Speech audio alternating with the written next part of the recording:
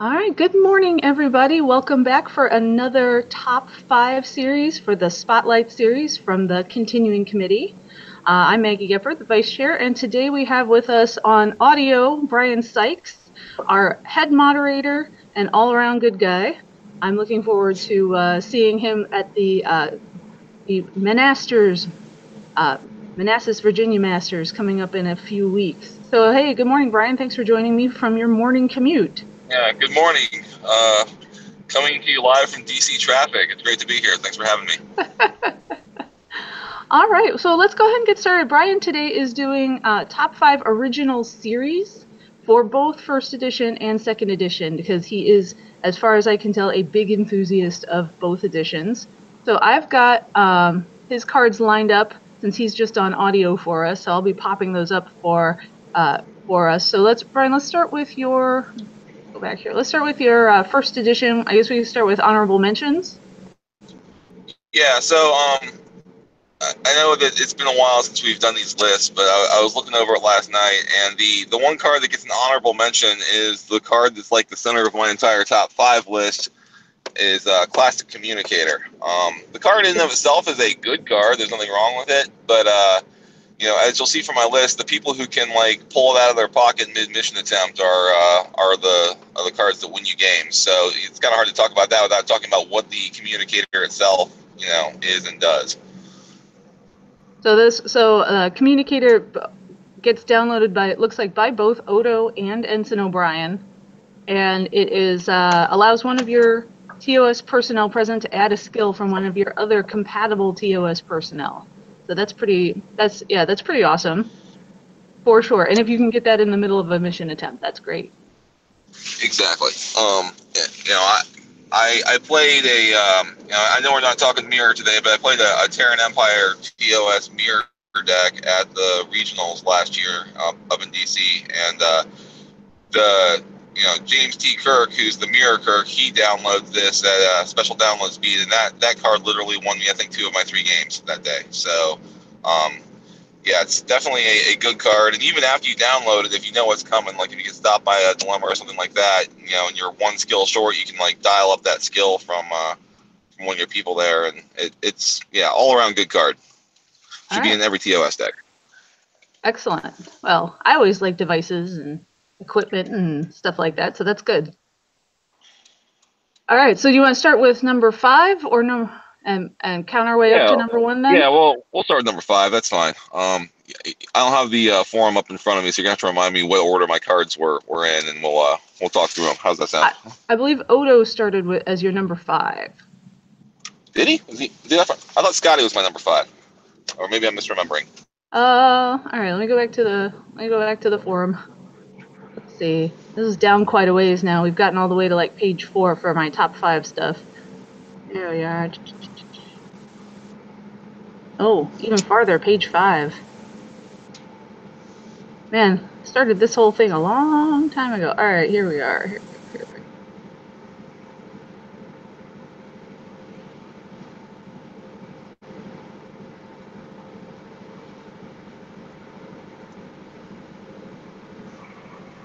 All right. Oh, Mr. Scott. There we are. I had him in wrong order. There we go. Mr. Scott. Yeah, Mr. Scott. He is a great guy. He makes your ships go. And in TOS, since most of your ships are going to be Constitution class, he makes any of your ships go, which is a nice little ability to have. And he's one of those basic auto includes in any TOS deck. I mean, there's no reason to not have him in there. And again, just to sort of tease your mirror stuff, he was in my mirror deck because of crossover and invitation. He fits in there pretty easily too, and he makes your mirror Constitution class ships go too. So that attribute boost is not insignificant, especially when you start facing things like spaceborne entities and other nasty things that can go along the space line and do bad things. You having a little bit more shields definitely helps. All right, awesome. And he also has a download of the classic Type 2 phaser, so he can duke it out too. Which is actually, I didn't really put this in my top 5 stuff, but I will mention classic Type 2 phaser is very handy because it gives you a leader's security. So if you somehow end up in a situation where like you're facing a friendly fire and you're a security short, you can pull this phaser out and all of a sudden you have that second security, you get past it. Or actually, even if you have no security, because I know there's that one dilemma that to get past requires like honor and no security or a whole bunch of other stuff that's probably not the easiest to put together. And this card can totally out-tech that combo because I think it's incentive-based economics followed by friendly fire. If you got a couple leaders and no security, you can pull out your phaser and get past that friendly fire that's usually behind that thing. Nice. All right, then we have Odo next. Yeah, Odo made the list. He was one of my substitutes. He didn't make my original list, but then when the mirror guys got kicked out, I slotted him in for the reason I mentioned previously. He pulls the communicator out of his pocket, and that is like a game-winning move so many times because he is, like, just that whole, you can be redshirting your way through a combo, and have like your main team back on the outpost or on a different ship or something because it's anywhere at that location, so you can just dial up a skill. It's one of the closest things to 2E skill sharing that's it's still allowed in 1E and not completely broken, but definitely very powerful. And as a bonus, you can grab Odo with Defend Homeworld before you go out. So he's a reliable source of really fast communicator pulls. So definitely a good card. Excellent. Then let's see. Next, OG Dr. McCoy. Yes, the original gangster McCoy from Trouble with Tribbles. He is also a dilemma-busting powerhouse. He makes medical dilemmas look silly, and that can be very useful when you have combinations like Hippocratic Oath plus Male's Love Interest and Plague Ship plus Medical Crisis. I mean, you need like 4 or 5 medical to even slog through that thing. And if you have McCoy there, he can like basically kneecap that entire combo. Yep. Unless you're me and you're playing against Charlie, in which case McCoy inevitably gets selected for the Male's Love Interest part of the Plague Ship combo, and then goes away and is very notably not there for the rest of the combo. But that's okay. Oh, so he can't. You have to resolve the Male's Love Interest first before it's considered a dilemma requiring medical. Yeah, a dual dilemma is like a dual personnel, and then it's 1 card, but it's actually 2 dilemmas. So you actually resolve the top box first, and then you resolve the bottom box on the dual dilemma. So even though McCoy could nuke the Plague Ship and make that disappear, he still has to get past the random selection of the Male's Love Interest before that can work for you. Okay. So there's your rules tip of the day right there. Hey, I already got a Brian Sykes pro tip, and we're only 3 cards in. All right, so next on the list we've got Ensign O'Brien, also for the classic communicator. I see. Exactly. Yep. He anybody who can pull a classic communicator is automatically awesome and should be in every TOS deck. And usually running 2 or 3 communicators not a terrible idea anyway, because like I said, there's just so many ways you can cheat around so much stuff that would otherwise be doing very bad things to you. That just the more the merrier. All right. And then number 1, got the Starship Enterprise. Absolutely. In a non-mirror TOS environment, the Starship Enterprise is clearly the best ship to have. The special download of any TOS personnel is what I think you're noticing a theme here by now. Like the ability to special download what you need when you need it is sort of a thing for TOS. So. I sort of categorize my cards that way. Also, speaking of special downloads, we didn't really talk about this, but McCoy's special download of I'm a Doctor, Not a Bricklayer can also be very powerful mid-mission attempt. I mean, it's good anyway, because you can go get a geology personnel, whenever you want, but, he can, if you have an officer in the mission attempt with you, he can pull out that and download any geology personnel, and it doesn't have to be a TOS personnel. So if you run into, say, quantum incursions and you need a couple of empathy, he can download I'm a Doctor, Not a Bricklayer. You can go get Garrett, who has empathy ×2 and geology, and you can bring him in a non-aligned mode with your crew. He joins right away, provides that 2 empathy needed to get past that very common and not always easy to get past doorway dilemma thing. Nice. So so getting back to the Starship Enterprise, I mean, the base stats aren't great. That's why you usually bring Mr. Scott along. But You toss that into a mission attempt, and you basically dial up whatever you need. So if you run into a personal duty friendly fire combo, and all your leadership and officer get stopped, you can download your a leadership or an officer, or maybe a leadership ×2 personnel if you need one of those. I think there's one of those in the TOS world that you can pull out. Maybe not. But I know in his world deck a couple years ago, Chris Donstaby had Dr. McCoy and in a Romulan deck, go figure, but he brought him in via Temperamental Wormhole, and then he would use his I'm a Doctor, Not a Bricklayer combo after facing the personal duty to bring in Karas, who's the Romulan OS guy. He has leadership ×2 and geology, so his leadership would all get stopped. He'd bring in Karas for the leadership ×2 and pass the friendly fire and blow through the combo. Similar concept. I mean, just Starship Enterprise can get literally any. I think I don't have the card from me. It says any Fed OS personnel or any OS. Okay, so any Fed OS personnel. There's a lot of options. There's a lot of really good options with that download. Some people like to do it first thing. I always try to save those special downloads for a mid mission attempt when something bad shows up and I don't have what I need to get past it, but I can just hit the easy button and get what I need. Awesome. All right. Well, thank you, Brian, for telling us about the first edition cards. And can I toss another Sykes Pro tip real quick? Because sure. It's only fair. We've been talking up TOS. I will make the comment as well. I've noticed more and more decks are not playing Cue the Ref cards, and that actually makes TOS a more appealing choice in this meta, because one of the things that can really slam the brakes on these guys, and it won't completely stop them, but it'll definitely slow them down, is Containment Field, which is a ref card that is downloadable by Q, the referee, and Tribunal Q, and all that good stuff. And it's like that sort of puts a cap on how many special downloads you can do in a turn. Because if your opponent doesn't have Containment Field out, then you can just chain download all this stuff and become a super crew very easily and very early in the game. I'd say by like turn 3, you get a few people out through card plays.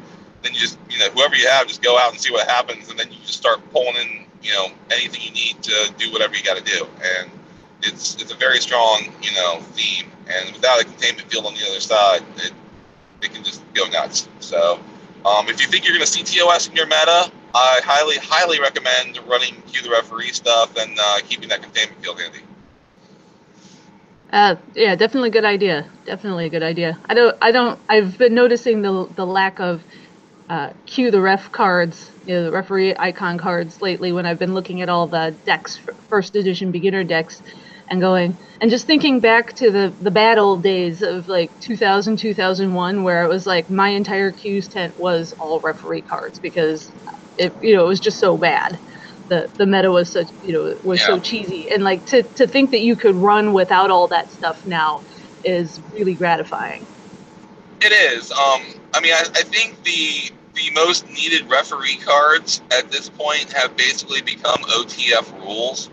Like, I was actually getting my Monasters deck ready, and not to give away too much, but I was looking at some ref cards, and I was noticing that I had basically the number of ref cards I needed to fill up the ref half of Accused Civil War, and I looked at all the ref cards that I don't use anymore, and it's all the big ones. It's the intermix ratio, the big picture, the You Are a Monument, General Quarters. They've made all of those really super key ones into OTF rules, and I know that when that happened a couple years ago, there was some back and forth and dialogue about whether or not that was good for the game or not. I think on balance, it has become good for the game. I think if anything, the throttling the downloads has had the biggest impact. I mean, because I remember those bad old days too. I made the World Finals in 2002, and I think my deck downloaded 5 or 6 different people on turn 1 before my first card play, and it was just the game was over by turn 3, and if you weren't winning on turn 3, you were losing. So that's a normal game. Some people can win on turn 1. It was ridiculous, but I don't miss those days.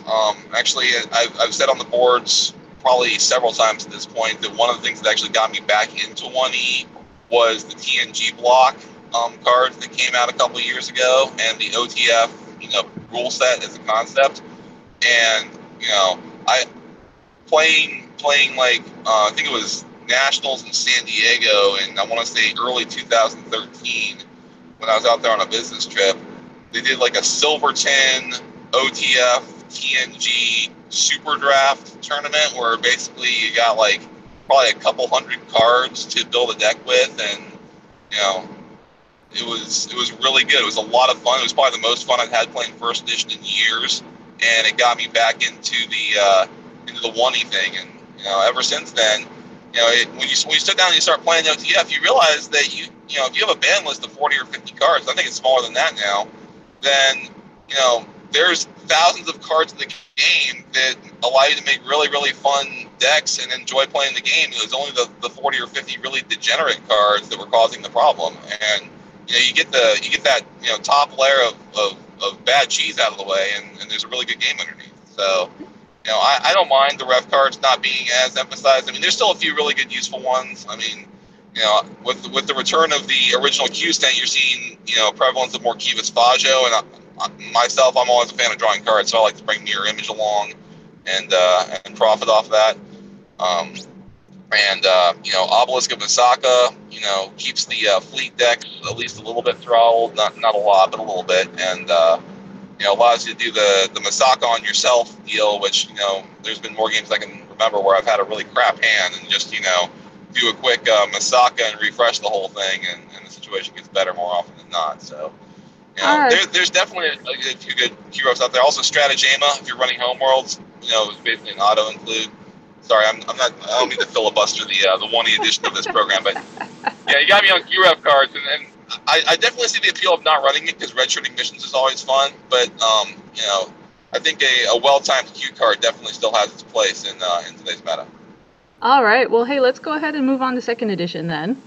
Awesome. You want to start with your honorable mentions?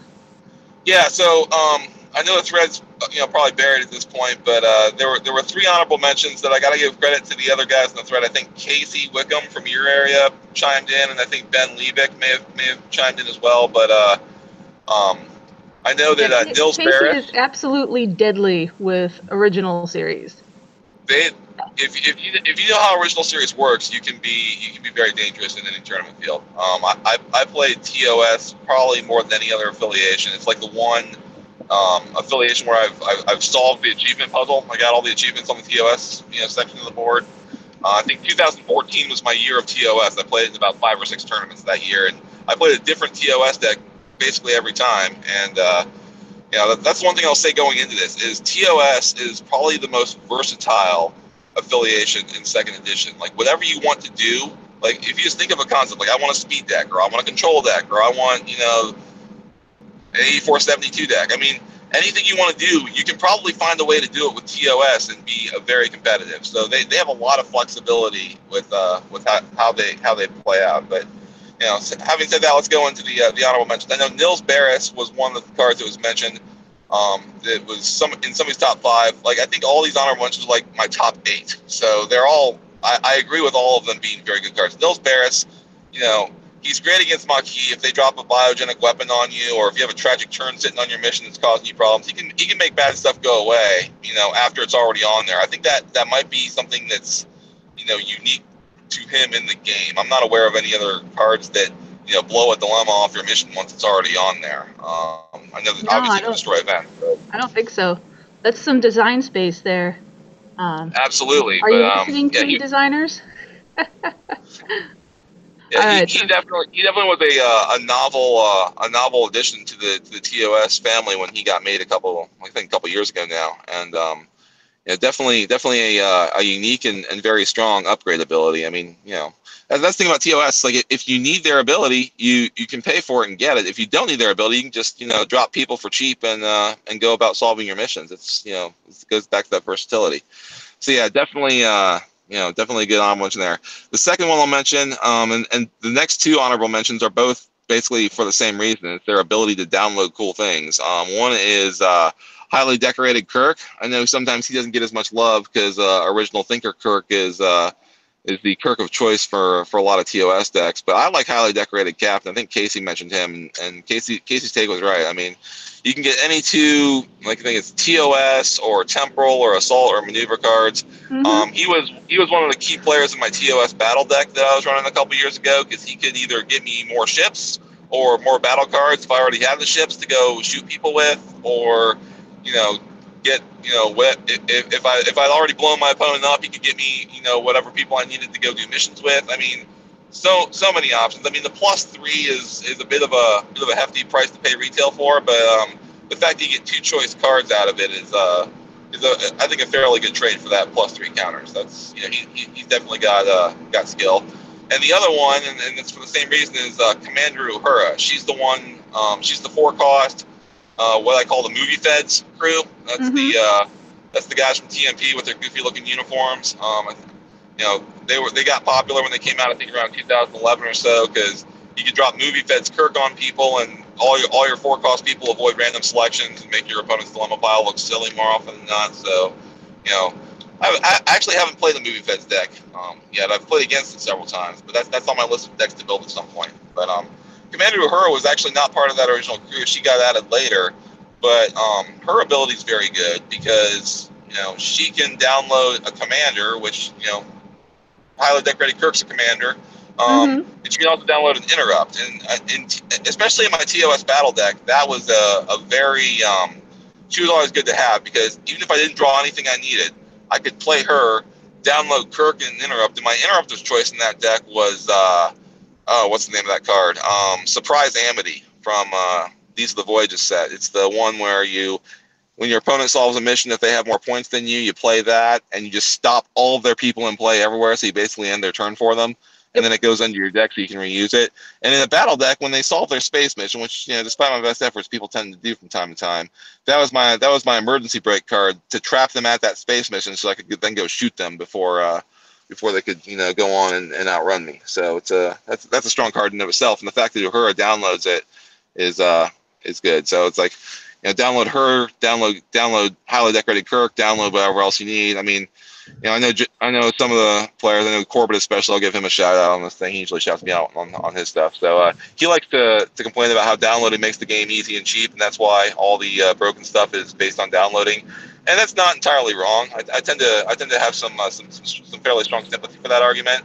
But when you're running a combo deck like a battle deck or some sort of specialty deck, it's actually very helpful to have those grease cards to get you what you need set up, so you don't just have your opponent outrunning you while you're trying to draw into that one missing piece of your combo that you need. So there's a place for downloading. All right, then let's go to your those are your honorable mentions. Let's go to your top 5. So start off with number 5 being the Enterprise B. The Enterprise B, yes. This is the fun card. This is the card where if the thing you want to do with TOS is 2 mission win, this card really helps you with that. It's 5 costs, 8 range ships, a fairly typical standard TOS fare there. You can you stop that ship with 3 TOS icon personnel aboard it to score 10 points when you solve a mission. So I know Michael Van Bremen won Worlds a couple years ago with this ship being one of the key elements of his TOS deck, and I've used it myself. I actually the last time I was playing, I think it was the DC Regional 4 years ago when I was really heavily into TOS. I was playing against Phil and his Relativity deck, and I blew up all of his Relativities. But then I had to go solve missions, and time was running out, and decks were running out. And I think he actually drew out his deck, and I solved the mission. And that put us at 65 apiece, but I solved it with the Enterprise B, so I stopped my Enterprise B to go up to 75, and then on my next turn I drew out my deck, so we had a double deck out, but I got the full win thanks to the Enterprise B, so it's definitely a favorite card of mine. Nice. Yeah. All right, next we've got number 4 is Leonard McCoy, Chief Medical Officer. Yes, so he pulls dilemmas back from under unsolved missions, and that is a very strong ability. I know if you've been following along with the Hall of Fame voting, you'll notice the other guy who does that, Shran, just got inducted into the Hall of Fame because everybody was using him because he's awesome for the same thing. So McCoy's still out there. If you're building a master deck, you want to play TOS, throw this guy in there. He's still eligible. But yeah, play him for 5, pull back 2 dilemmas. That works in so many different ways. I mean, if you're running a standard attrition pile of bots, you can another turn easily. But where I've really found it useful is when the last time there was a Masters out this way was in late 2014. It was the Masters in Maryland that Neil ran.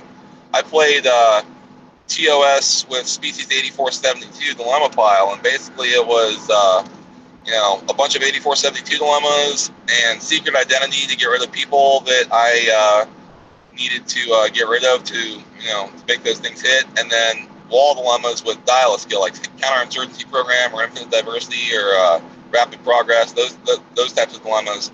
And so basically what a typical mission attempt would look like is my opponent would attempt, I'd hit a secret identity, and then a couple 8472 dilemmas that would go in their core, and then the wall dilemma. So at the end of the attempt, there'd be 2 dilemmas underneath and a couple 8472 dilemmas in their core.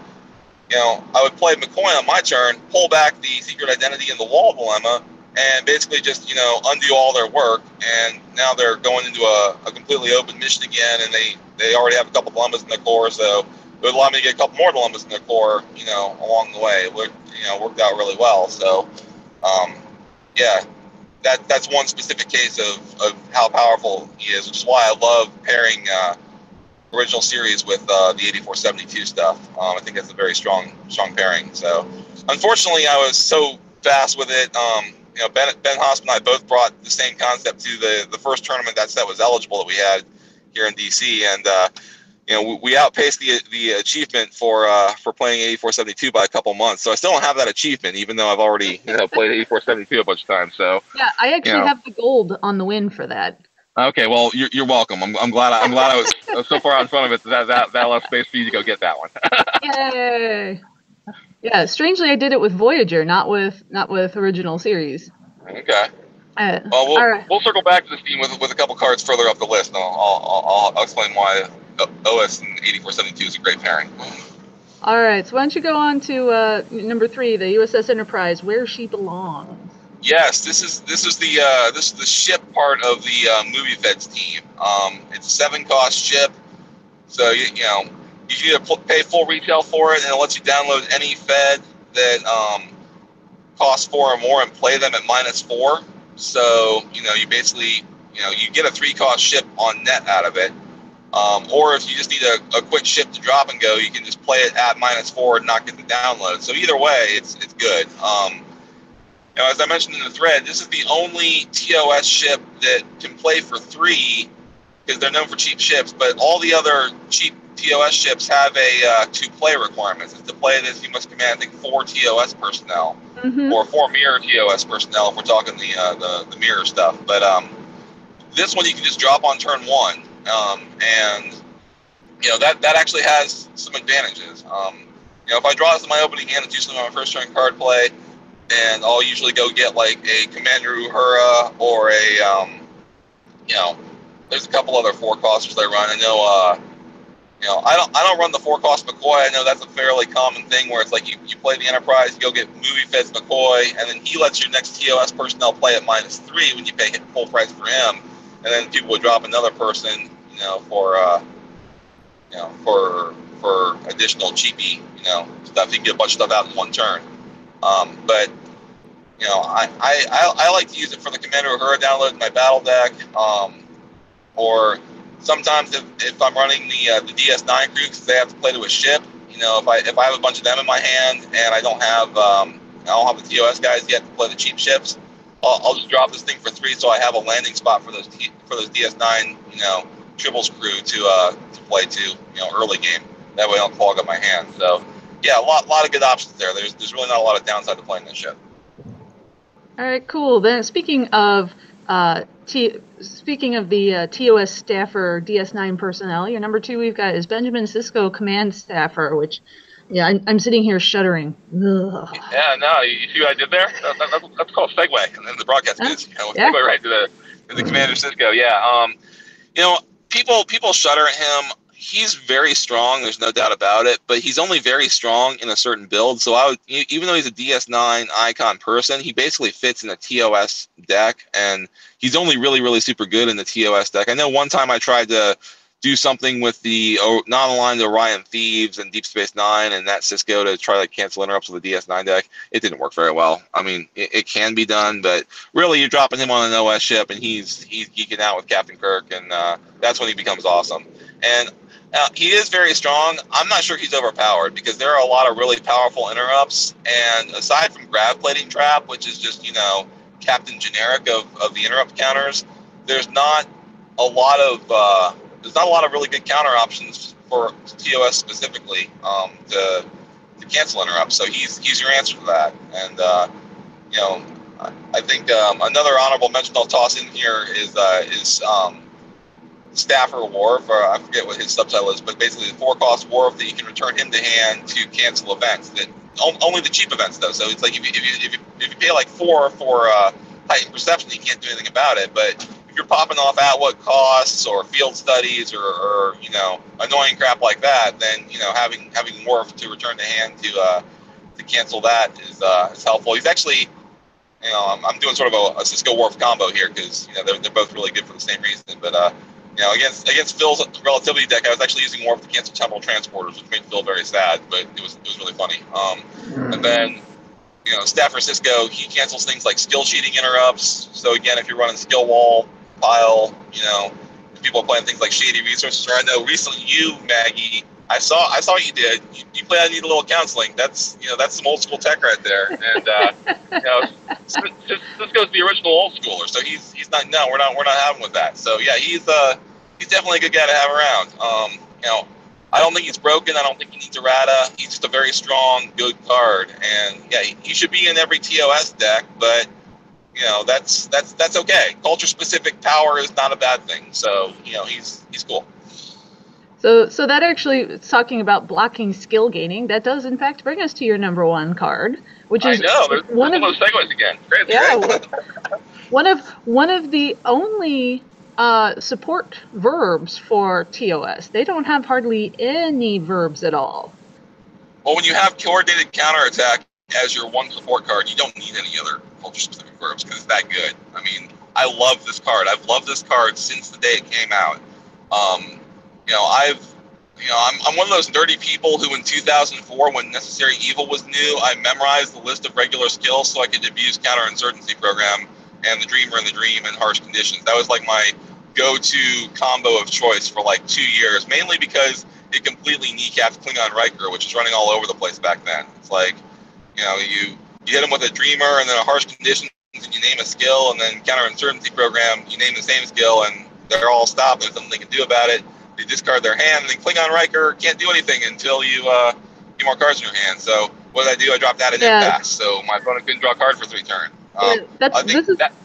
This is one of those cards that Casey, one of our local guys, wields like a freaking surgeon because Casey is an amazing skill tracker. Like, just he has that great ability, and so he runs a dilemma pile with 3 times rapid progress and 3 times infinite diversity, and then I am very well versed in that pile. Yes, yep. And then coordinated counterattack on top of it, and oh my god, I played him once. I was doing an Android achievement deck, and I was just like, oh shit, I can't do anything. I'm like sitting here going, nope, nothing I can do, because that's what androids do. They gain skills.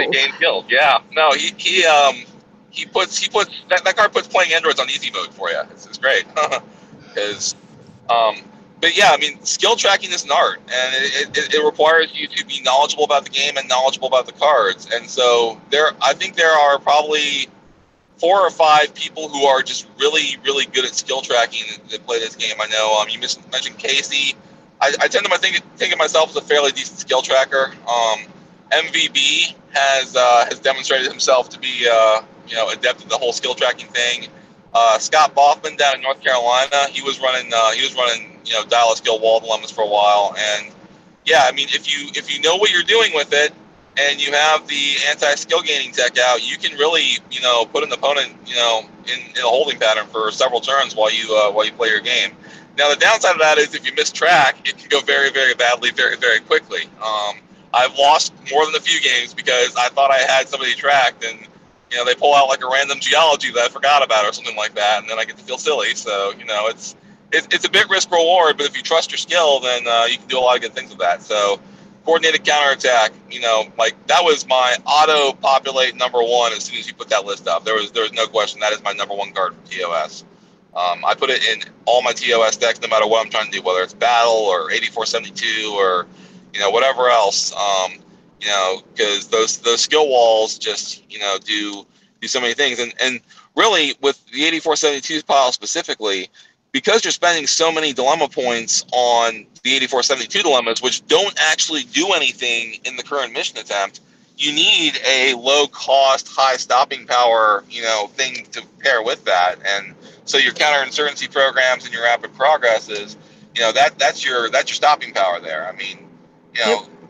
they can still cheat around with like bridge officers test or whatever, so it's not perfect, but if they brought that tech along, good on them. Hopefully, I have Staff or Cisco handy to cancel that silliness. But All right. Well, then, Brian, I'm going to close it out. Thank you so much for joining us this morning on your morning commute.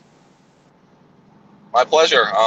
Thank you for having me. I always enjoy talking TOS tech, so I appreciate the invite. Yep. And I am looking forward to being out in Virginia at the end of this month for Virginia Masters, aka Monasters. Yes, the debut event for the Hall of Fame format, and with the Hall of Fame list just growing by 17 cards this year, there's some really annoying dilemmas that have been around forever that aren't going to be there. So I'm looking forward to seeing what shakes out of the dilemma piles, and maybe highly decorated Kirk will make an appearance since OT Kirk has now been retired as well. We'll see. Maybe. All right. Well, I'm going to close it out. Thank you so much for. Oh, shoot. I've been sitting here this whole time. I thought I'd shared my screen looking at all those dilemmas. Oh, well. All right. Well, thank you, everybody, for joining us for this, well, now that I realize, incredibly boring, visually boring TOS, much more interesting on the audible side. I'll share my screen with everybody. All right. So this has been our top 5 TOS cards for the Spotlight series. We'll see you guys again next week with the Mirror Universe.